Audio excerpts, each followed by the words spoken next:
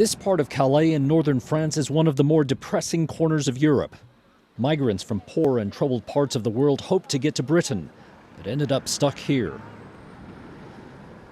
French authorities recently tried to improve conditions, creating a gated community of sorts, with shelters built from shipping containers.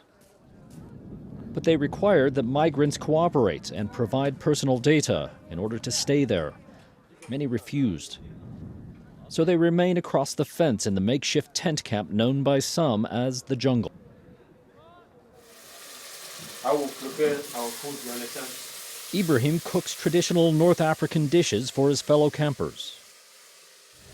Why do you not stay in France? Because, in France I don't speak French, you understand? So I like to go in England because in France it's not good for me. Ibrahim would probably be considered an economic migrant, not a refugee from a war-torn country. He was a farm worker in Niger and says he wanted to escape from his violent family. His chances of being granted asylum in Britain appear slim. Sylvia Ferreira is a volunteer from Britain. Since last September, she has made several trips with donations to help these migrants with food and other necessities. They are all people and they all have a story. And their stories are shocking as well. Whether they're refugees or economic migrants is irrelevant to me.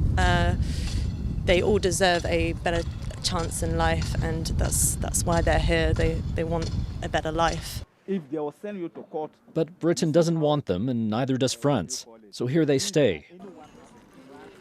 This camp remains a dangerous place where theft, violence, and clashes with police are said to be routine.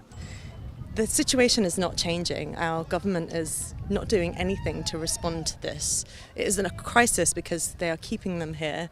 And these are not conditions to be kept in. In February, France tried to shut down at least part of the tent camp. Authorities offered some of the 4,000 people here beds in the converted freight containers, but they required each person to register and give a handprint to authorities. Some migrants and refugees thought that would hurt their chances to make it to Britain. Just because the language, and me, I speak only English, you understand? So I just want to go to England to start my education, Many dream of an escape to the UK through the Channel Tunnel, either by stowing away or on foot. They are not deterred, even though thousands have tried that and already failed. Such is their desperation to get out of the jungle.